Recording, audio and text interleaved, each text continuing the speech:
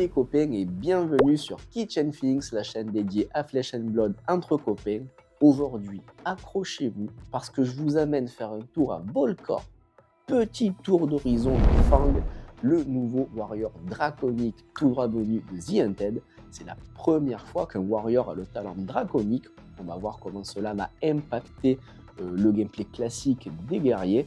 Que tu sois néophyte ou que tu sois un joueur un peu plus confirmé mais curieux, on va voir ensemble les compétences générales du héros, ses points forts, ses points faibles, son gameplay, les différentes façons de builder Fang, parce que oui, en termes de deck building, Fang aujourd'hui est encore une énigme.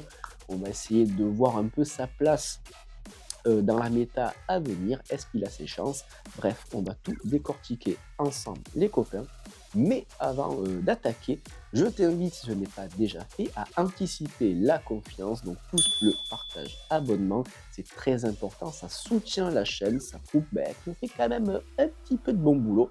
Et c'est gratuit surtout, donc ça ne vous coûte rien, n'hésitez pas. Je vous en remercie d'avance les copains, et en attendant, je vous souhaite une bonne vidéo. Tchuss! Plus jeune, Fang a été témoin des flammes de la destruction et du chaos. Né dans une famille de nobles dracailles, Fang a reçu une éducation stricte sur l'importance des traditions. Selon les doctrines ancrées dans son esprit, la paix est construite sur l'harmonie est fondée sur l'ordre, et l'ordre est forgé par le pouvoir. L'harmonie fragile de Fang a été brisée par les cris d'agonie de sa famille alors qu'elle était consumée par les flammes de la rébellion Volcaï. Il a senti la chair de sa famille brûler sur le bûcher, ses souvenirs douloureux le hantent encore aujourd'hui et il en porte toujours le déshonneur.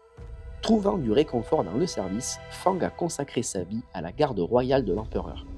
Leurs principes stricts l'ont transformé en un capitaine dévoué des enfants du dragon. Aujourd'hui, il dévoue chaque seconde de sa vie à la chasse des coupables du régicide dont a été victime son empereur. Fang mène ses soldats au combat, la vengeance dans ses poings et la loyauté dans son cœur. Il ne fera pas de quartier afin de rétablir l'ordre. Pour son défunt empereur, il fera tous les sacrifices nécessaires. Il est la loyauté en personne. Rien n'est plus important pour Fang que son devoir envers la dynastie. Il est prêt à donner sa vie pour montrer sa loyauté, sa dévotion lui inspirant des prouesses inimaginables au combat. On retrouve cet élément dans son gameplay car Fang, pour faire des prouesses dans le jeu, va avoir besoin d'accumuler des jetons fidélité, jetons qui en instant nous permettent, en les sacrifiant, de donner le type draconique à la prochaine carte que l'on va jouer. Fang va en créer de lui-même à chaque fois qu'il va toucher un héros condamné ou marqué.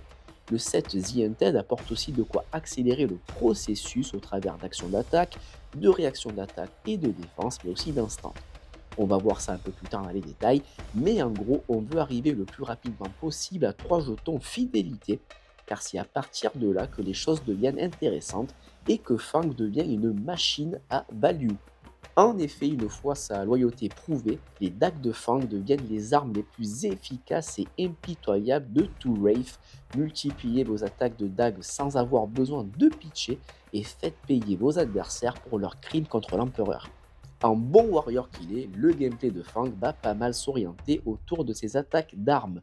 Pour le coup, ça sera une doublette de dagues draconiques, les Obsidian Firevein, ça vient à 1 pour une ressource, mais ça gagne plus 1 et go again si l'on joue une carte draconique sur le maillon de chaîne. Les réactions d'attaque draconiques et les instants draconiques vont du coup être essentiels pour faire tourner votre deck, peu importe vers quel build vous vous tournez.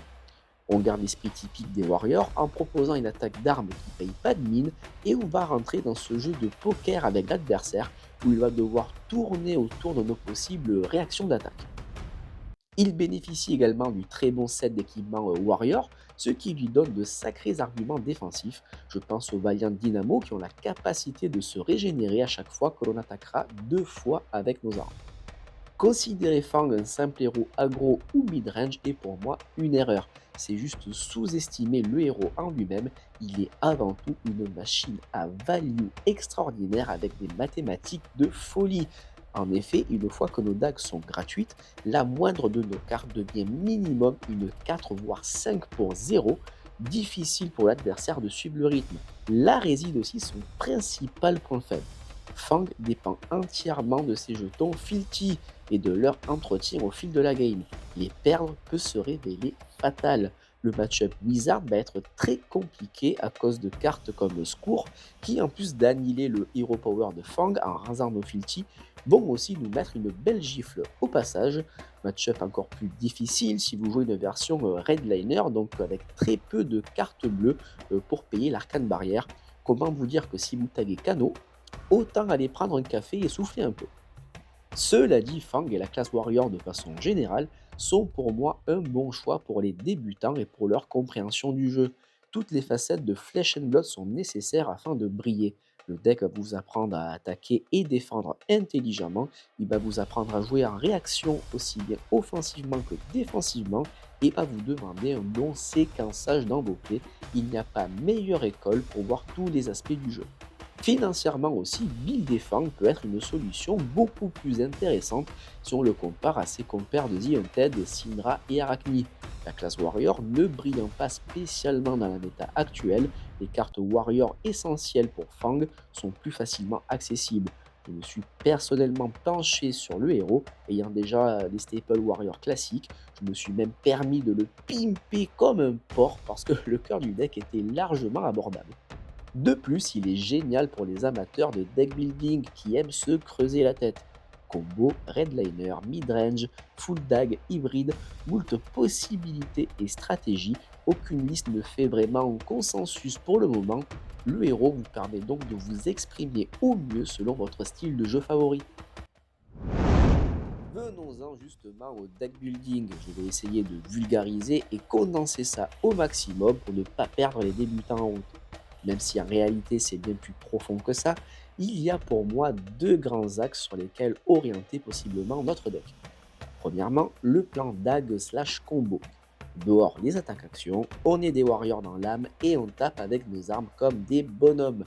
Ce plan consiste à exploiter les attaques de dag multiples avec des cartes comme Oath of Steel, Twist and Turn, Perforate ou encore Fire and Brimstone afin d'enchaîner un maximum d'attaques de dag, les unes des plus dévastatrices que les autres dans un tour explosif que vous avez patiemment setup. Avec le plan Oath of Steel et Quicksilver Dagger, il arrive même de proposer plus de 40 dégâts en 4 cartes quand les planètes sont alignées. Vous avez vos 3 Filti, Tunic Up ou un Vigor créé par Grains, bref, une ressource gratuite quoi.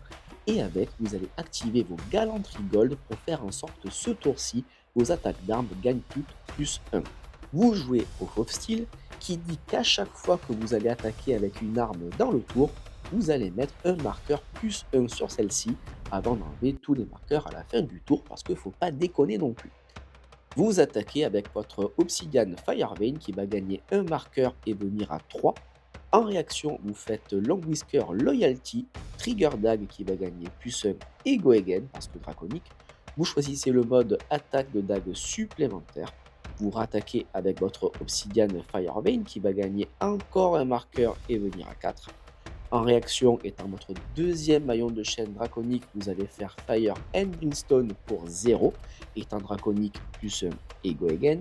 Ça va donner ce tour-ci plus 1 à toutes vos dagues et vous permettre d'attaquer à nouveau avec. Ça vient donc pour 6 au total.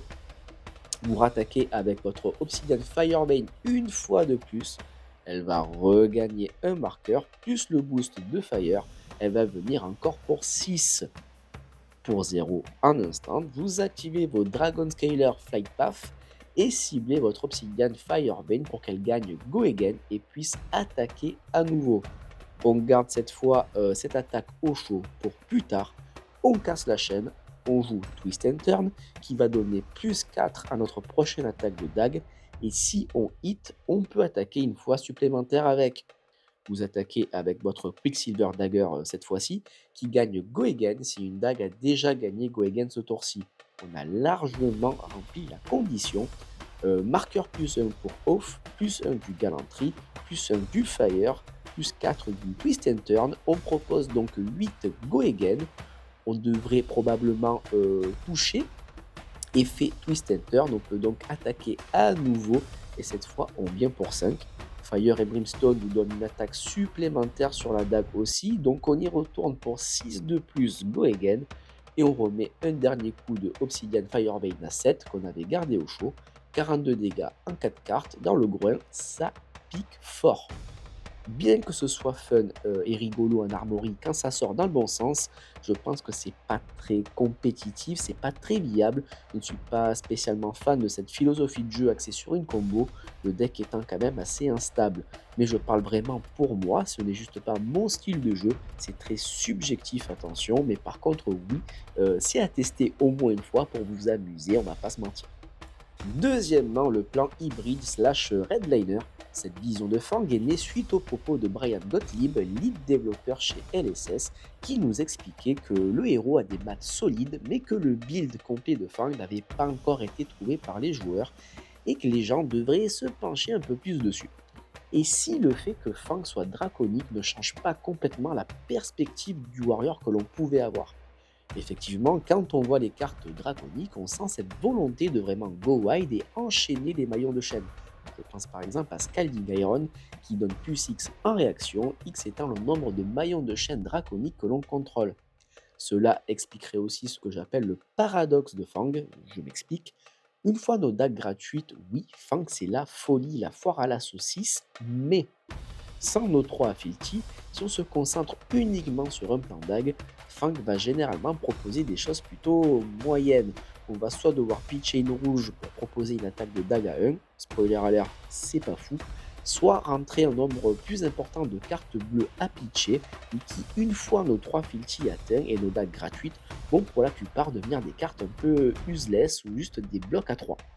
Autre point, quand on les analyse attentivement, les réactions d'attaque draconiques sont pour la plupart moyennes et sous-statées car conçues avec l'effet de pump de base des Obsidian Firebane en tête. De plus, elles nous demandent souvent d'être jouées en deuxième maillon de chaîne pour avoir un effet sympa comme la création d'un filti ou marquer l'adversaire. Ces versions hybrides qui ont réalisé quelques perfs en cette saison de RTN, Fang en a remporté 5 de mémoire il me semble, vont permettre de corriger un tout petit peu ça. En effet, intégrer des actions d'attaque draconiques comme Oath of Loyalty vont nous donner ce premier maillon de chaîne draconique gratuit qui va quand même proposer 4 Goegen, c'est pas rien, pour ensuite enchaîner avec un coup de dague et en réaction faire par exemple un Affirm Loyalty qui va trigger et créer un filti car notre dague sera en effet le deuxième maillon de chaîne. Ce build permet d'être plus défensif en début de game, le temps de build nos jetons Filti. On peut par exemple défendre avec 3 cartes de notre main, dont un Smokeout, afin de marquer l'adversaire en défense. Puis, à notre tour, proposer juste un Force de Dracaille pour 4 qui va nous permettre de créer un Filti car on attaque un héros marqué, et si l'adversaire a le malheur de laisser hit, on en crée du coup un deuxième, ce qui va nous accélérer dans notre quête des Filti. De plus, les cartes comme Oath of Loyalty ou Force de Dracaille ont aussi la bonne idée de bloquer à 3 et ça fait plaisir puisque la plupart des attaques réactions draconiques ne bloquent qu'à 2. Ces builds hybrides donnent aussi accès à des lignes de play comme Swordman Gens qui va donner plus 3 à notre prochain coup de dague et surtout on hit marquer l'adversaire. Ayant joué une carte rouge, on peut faire Blazed Long pour 4 Goegen et enfin mettre notre dernier coup de dague à 4 pour tenter de marquer.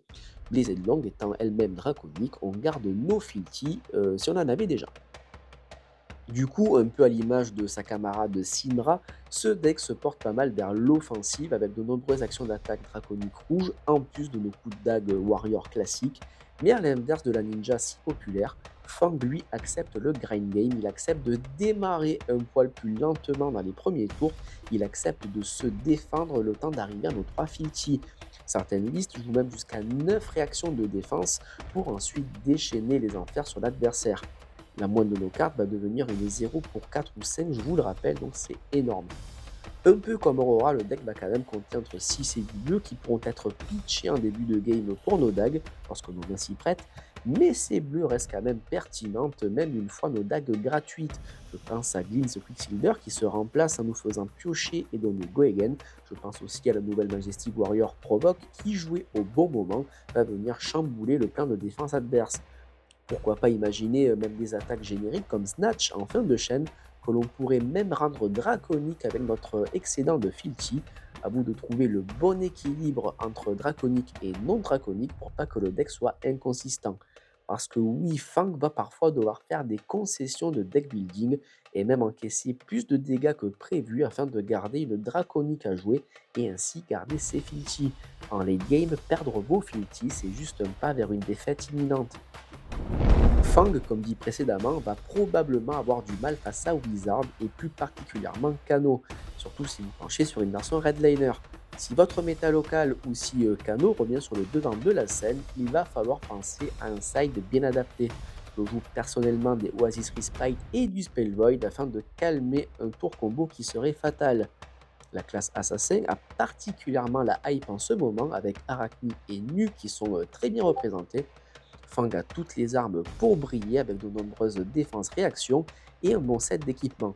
Les effets de prévention comme Shelter, oui je sais c'est cher mais dans un budget plus réduit, Calming Breeze ou Slap Happy peuvent vous sauver des Flick Knives en réaction. Certaines cartes comme Hunt to the End of Wraith ciblent particulièrement Arachni et le fait de jouer peu de bleu au final est aussi un avantage face au Hero Power de Nu. Cut from the same cloth est une bonne idée en side si vous avez pas mal d'assassins dans votre méta local. En plus de booster et marquer, vous pourrez tourner autour de la main de votre adversaire et de ses réactions. Enigma est un peu en retrait dernièrement, mais face à un éventuel retour, le fait de go wide peut nous permettre de passer son board. De plus, la nouvelle Jagged Edge va se faire un malin plaisir de clean le board adverse en rendant nos dégâts impossibles à prévenir en réaction. Kabuto, un équipement de tête, peut aussi avoir son mot à dire si utilisé au bon moment, car le rouleau d'Enigma, je vous le rappelle, nous dit que les auras deviennent des armes, donc ça fonctionne. En parlant de Kabuto, cet équipement sera précieux en side dans de nombreux match-ups. Ça va annihiler les stratégies warrior plus classiques, ça peut juste défoncer une Dorinthea si utilisé au moment opportun. C'est fort également contre un tour de Bloodrush Below de nos amis les brutes comme Reinhardt et Levia, bloquer la première claw et empêcher la deuxième d'attaquer. Vous aurez fait une value de 7 au final, ce qui est énorme. Sur un tour Arc Lightning de Aurora, ça peut bloquer 2 sur la première attaque et empêcher le coup de Starfall et le dégât d'arcane du Go Again, donc 5 de value. En parlant de Aurora, justement, match-up pas très facile. Les shelters seront bien utiles pour les pings de dégâts d'arcane, puis à nous de tirer la meilleure value possible sur les phases de bloc grâce aux réactions de défense et aux Valiant Dynamo. Notre deck pouvant mieux encaisser que la Runeblade, si on arrive à amener Aurora au grind game, Fang a quand même ses chances. Pour Syndra, encore une fois, les effets de prévention comme Shelter seront importants pour bloquer le dégât des Fig Knives et arrêter le trigger du Mask of Momentum. Pour le reste, on défend intelligemment les gros tours de la ninja, puis on bourre en retour en essayant de toujours régénérer nos Valiant Dynamo qui seront clés dans ce match-up. Pensez toujours que les ninjas ont tendance à ne pas défendre ou défendre très mal.